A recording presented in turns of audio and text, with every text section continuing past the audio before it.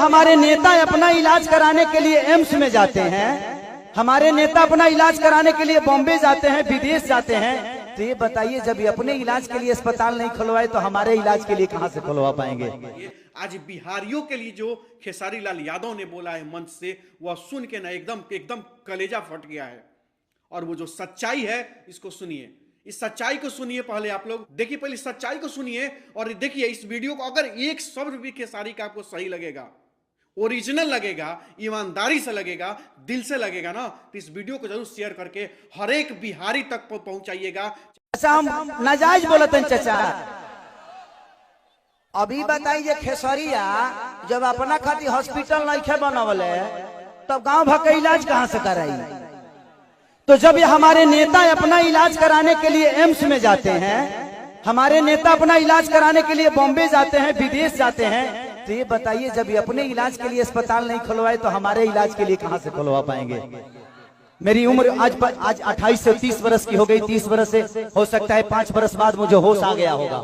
25 वर्ष से तो ऐसा ही देख रहा हूं कि हमारा बिहार में बदलाव कुछ नहीं हुआ है। दारू बंद हुआ है तब वो मिलिए रहा है। इसमें दोष हम सरकार को नहीं देंगे, क्योंकि हमारे पास रोजी नहीं है। हम अपनी रोजी ढूंढते हैं, वो चाहे हमें नशा में मिले या बुराई करके मिले या किसी का मर्डर करके मिले। हमारे पास अगर रोजी होती, हमारे पास काम होता, हमारे पास किसी का विश्वास होता, तो शायद आज हम भी बेकार नहीं होते। किसी फैक्ट्री में अपने ही जिला में, अपने ही गृह जिला में, अपने ही घर में काम करते। तो जब इंसान बेकार होता है तो वो गलत काम करता है। तो गलत काम तभी होता है जब इंसान फुर्सत में होला। एक गलत काम हो तारा टाइम ना मिले, सही बताओ, तार गेहूं के दमरी आई तो तू दूसरे के टिकोड़ा तुरे जीवो, तू अपन गेहूं दईब न। तो जब हमारे पास अपना वर्क होता, हमारे पास फैक्ट्रियां होती, तो आज हमारे भी घर की औरतें अपने पति के साथ रहती। ये अपने पति के लिए तरसती नहीं कि होली में आएंगे तो दीपावली में आएंगे। आज हम अपने बच्चों के साथ होली मनाते, दीपावली मनाते।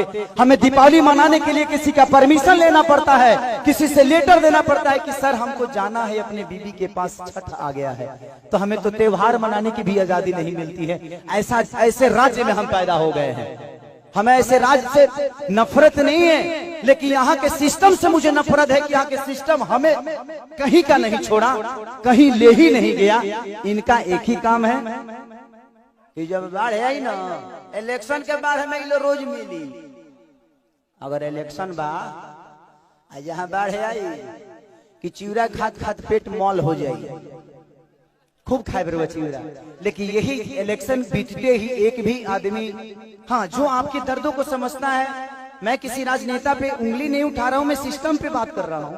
आज अगर यहाँ फिल्म सिटी बन जाए तो मुझे लगता है कि खेसारी लाल यादव यूपी में शूट करने जाते हैं, वहां पे कम से कम 60 से 70 लाख रुपया भैया प्रोड्यूसर और डायरेक्टर यूपी सरकार को दे के आता है। वहां कम से कम 300 लोगों को रोज रोजी मिलेला, रोज कलाकार रोजी पैदा होले, रोज कलाकार काम करेले। लेकिन बिहार सरकार के कोनो चिंता नहीं है। ये बताई खेसरिया चाहे जितना भी संपत्ति बनौले बा बॉम्बे में बनौले बा, अगर वह चीज बिहार में रही तो खेसरिया का सारा संपत्ति बिहार में रही ना, हम अपना परिवार के, अपना भाई लोगों के साथ रहते, तो हमके भी तकलीफ होला। हमके भी अच्छा ना लगे कि हम दूसरा शहर में जाके, दूसरा राज्य में जाके दुगो रोटी कमाता नहीं। हमके शर्म लागेला दूसरा के जगह काम करे में, लेकिन क्या करी जब हमारे खेत बंजर हो जाए तो घर हर तो दूसरे के खेत में नहीं चलावे के पड़ी हमके। और हमारा खेत बंजर, हम किसान हो के भी इस खेत को आबाद नहीं कर पा रहे हैं, तो गलती हमारी है। गलती हमारी ये है कि हम जब इलेक्शन आता है तो खाली 2 फ्रूटी पिए लगे तो बटन दूसरा जगह चल जाता है। ये बताई खेसारी के बेटा बेटी खेसारी का लगे पैसा बा तो अमेरिका में पढ़ा दी है, लेकिन सबका लगे सक्षम तो नहीं खे ना जब अपना बेटा बेटी का अमेरिका में पढ़ाई। तो बिहार में कितना लोग खेसारी बजी, एक गो ना, एक गो खेसरिया बा। ये बताइए आज भी हमारे बिहार के नेता हैं, यूपी के नेता हैं, सबके अपने बच्चे कोई अमेरिका में पढ़ता है, कोई लंदन में पढ़ता है, कोई मॉरिशस में पढ़ता है। किसी किसान का बेटा कहाँ पढ़ने जाता है, क्योंकि उसकी क्षमता नहीं है। क्योंकि इन लोगों ने अगर यहीं पे स्कूल दिया होता तो इनके भी बच्चे यहीं पे शिक्षित हो जाते, लेकिन इन्होंने जब अपने बच्चे का भविष्य तय नहीं किया तो हमारे बच्चों का भविष्य तय कहाँ से कर पाएंगे। अब ये बताइए कि यूट्यूब पर डाल दी तो लोग कहिए खेसरिये राजनेता हो गए। अब हम अपन दुखों ना कह सकीले। एकदम ओरिजिनल बात बोल रहे हैं। इसमें राजनीतिक पॉलिटिक्स का कोई से बातें नहीं है, सीधी सी बात है। इसमें राजनीति और पॉलिटिक्स का कहीं से कोई बात नहीं है। खेसारी लाल आज जो भी एक एक शब्द बोले हैं इस मंच से, ये कहाँ का मंच था, किसने ऑर्गेनाइज किया था, कहाँ किस फंक्शन में था, किस अवसर पर था, ये इससे मतलब नहीं है। मतलब देखिए कि बिहार की ओरिजिनल बात इस मंच से खेसारी लाल यादव ने कही है, और इस मंच के इस एक एक शब्दों का, एक एक बात का, एक एक वाक्य का खेसारी लाल के इस शब्दों का सम्मान होना चाहिए, इस इमोशन का सम्मान होना चाहिए, और इसको राजनीति से नहीं जोड़ा जाना चाहिए, बिल्कुल और निश्चित रूप से। ये जो दर्द था कि खेसरिया लंग तो पैसा बांटे तो खेसरिया के बेटा तो अमेरिका पढ़ ली, जी बिल्कुल, लेकिन बिहार के सब गरीब खेसरिया तो ना हो। यह है खेसारी लाल का दर्द जो बिहारियों के लिए छलका है। चलिए, मंच से बोला, कुछ लोग कहेंगे कि दिखावा किया है, कुछ लोग कहेंगे कि नाटक कर रहा है, लेकिन आज खेसारी लाल यादव ने एक एक शब्द जो बोला है उस मंच पे चढ़ के, ये बिहार को आईना दिखाया गया है। बिहार के भ्रष्ट नेताओं को इन्होंने आईना दिखाने का काम किया है। आज खेसारी लाल यादव के इन बातों का जो समर्थन नहीं करेगा, जो सम्मान नहीं करेगा, आने वाली 7 नस्लें उसकी गुलाम पैदा होगी, 7 नस्लें उसकी गुलाम पैदा होगी, मजदूर पैदा होगी। एक चोर भी नहीं चाहता है कि उसका बेटा चोर हो, चाहता है कि ईमानदारी से पढ़ के वो भी अफसर बने।